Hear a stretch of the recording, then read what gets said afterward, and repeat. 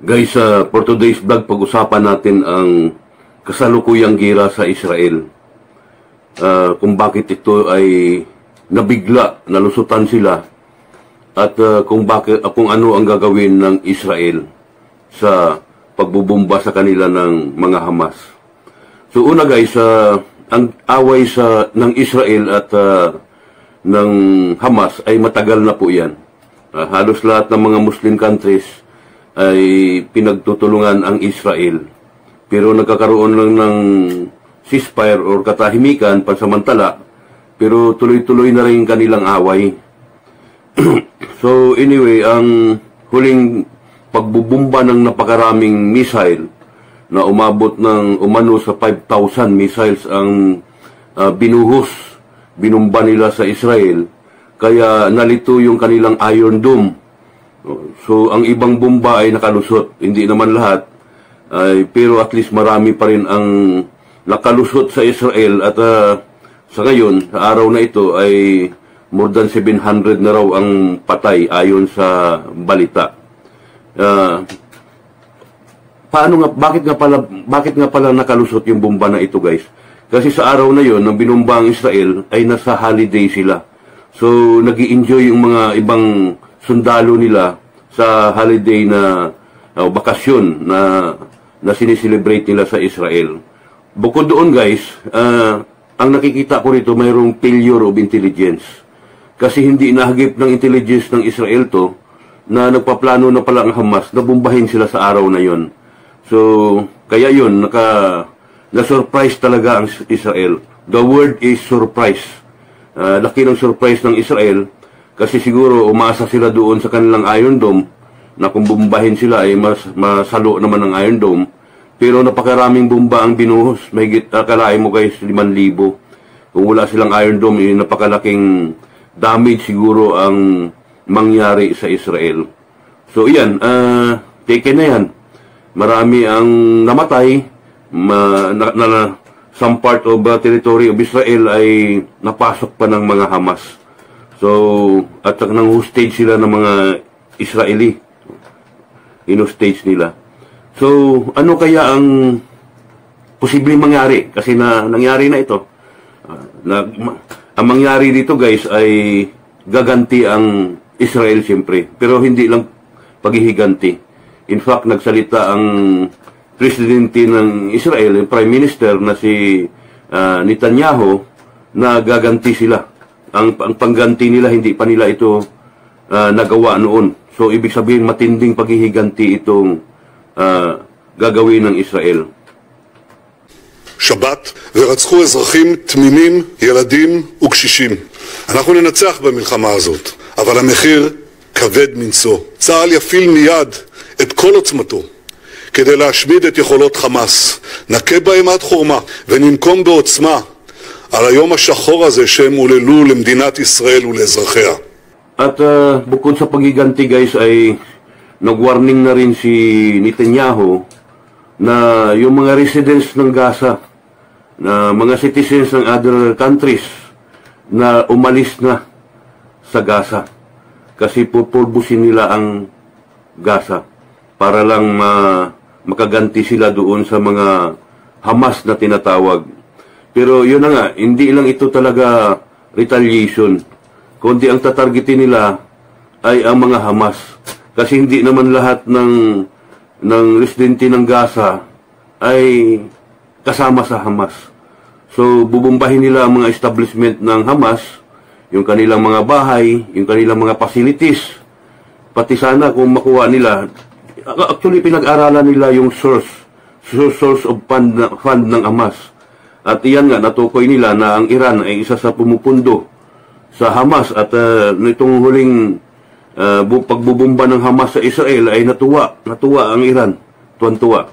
So, ma-expect po natin magkaroon din po ng pagsasalakay o pabubumba ng Israel sa loob ng Iran. Sa loob mismo ng Iran. So, yun ay at tatargetin naman ng Israel doon ay ang mga, siyempre, yung mga nagpupundo sa Hamas. No? Rin ang babala si Netanyahu sa mga residente ng Gaza na lumisan na dahil hindi sila tatantanan ng gobyerno. Idinagdag niya na hahanapin ng Israeli forces ang lahat ng mga lugar na pinagtataguan ng mga miyembro ng Hamas. Pero guys, pakinggan natin ang presidente ng Prime Minister ng Israel na advise sa mga residents ng ibang bansa, ibang lahi, na umalis o lumabas ng Gaza. לא נראה בישראל. גם לאיי חורבות. אני אומר לתושבי עזה, צאו משם עכשיו, כי אנחנו נפעל בכל מקום ובכל העוצמה. בשעה זו מתארים כוחות צה"ל את אחרוני היישובים ממחבלים. הם עוברים... מה שקרה היום לא נראה בישראל, ואני אדאג שזה לא יקרה יותר. הממשלה כולה מתייצבת מאחורי ההחלטה הזאת. אני פונה עכשיו לכל אזרחי ישראל. אנחנו ניצבים יחד במערכה. המלחמה הזאת תיקח זמן.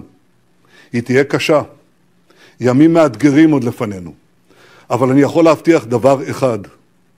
בעזרת השם, בעזרת הכוחות המשותפים של כולנו, בעזרת אמונתנו בנצח ישראל, אנחנו ננצח. So yun, sa ngayon guys, ang nakita lang natin ay, sabi ko nga, retaliation palang ginagawa ng Israel sa magmula ng binumba sila. 2 araw na silang nag-hit back, nag-retaliate sa Gaza. At ang hindi pa natin nakikita ay ang expected natin na hit back din ng Israel sa Iran. At alam ko mangyayari ito kasi ang Iran ay isa sa nagpipinance o sumusuporta sa Gaza, sa mga Hamas. At yung binomba ng Israel ang Lebanon ay dahil nakialam din ang mga Lebanese, sumuporta din sila sa mga Hamas, ay nangyari na po karang araw. So binomba na rin po ng Israel ang Lebanon, ang mga military establishment ng Lebanon. So kaagad ay rumispondi sila doon. Pero itong Iran, hindi pa natin nakikita ang pag-hit back ng Israel sa Iran at alam ko mangyayari yun ayon sa aking nakikita o pananaw.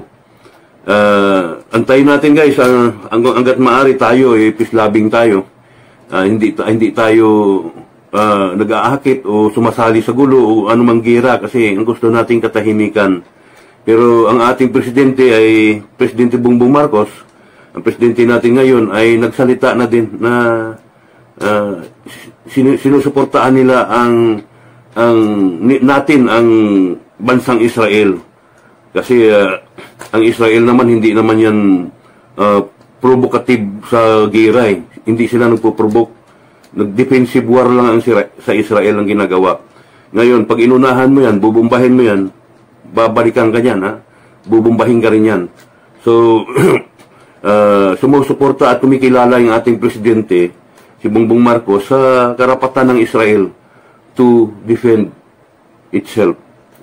Idepensa ang sarili nila dahil sila ay unang binumba or inatake ng mga Hamas.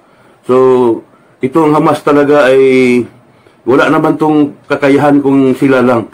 Napakalayo ng kakayahan ito kumpara sa Israel na maraming advanced na mga war technologies. Pero dahil nga sa suportado sila ng ibang bansa, ng Muslim countries, katulad ng Iran na lantara na sumusuporta sa Hamas, ay madadamay talaga ang Iran at halos lahat ng Muslim countries sa Middle East ay sinisi naman nila ang Israel dahil daw sa panggigipit nito sa Gaza at pagkuha ng teritoryo ng Gaza ay kaya daw sumiklab yung gera. Pero di natin alam yung guys, malalim na historian. Nandyan na yung gera at ang pangako ng Israel, we will win this war. So, alam mo naman ang Israel is a promised land sa ating mga Christian. So dyan ang bansa ni Kristo. Kaya maraming gira na po, ang kasaysayan ng gira ang nangyari sa Israel, pero manatili po ang Israel na matatag. At walang bansa na makatalo sa Israel kung ang gira lamang ay pag-usapan ay ang gira ng Muslim at ng Christian. So, yun na po ang ating maliit na bansa ng Israel. Noon pa yan, kung walang Diyos yan sa bansang yan, hindi pinoproteksyonan ng Diyos yan, matagal na yan natalo. Kaso lang hanggang sa ngayon, nanatili pa rin matibay at matatag ang Israel dahil promised land ng ating Diyos ng mga Kristiyano ang Israel. So hanggang dito lang ako guys. At least may natutunan kayo. Iyon lang po ay ayon sa aking pananaw. Kung kontra naman po kayo sa aking pananaw, ay pwede rin kayo mag-vlog sabihin nyo rin sa vlog niyo or mag-comment lang kayo sa ilalim. Mas maganda pa yun, mas gusto ko yun para malay nyo, matuto ako sa mga comments ninyo. Magising ako. At saka educational yung pag-share natin ng comments. At gusto ko yun. So, in the meantime, hanggang dito lang ako guys. Pasalamat ulit si Kuya Latigo sa pagsuporta ninyo sa aking YouTube channel. Maliit pa lang na Latigo Vlog. Hanggang sa muli guys. Bye-bye! Hi. Well, shout out everyone. We'd like to request everyone to support. Walang iba kundi Latigo Vlog. Yan, ito po si Jay ng Jay Brothers. Thank you, Kuya. Thank you guys. Thank you guys. Thank you.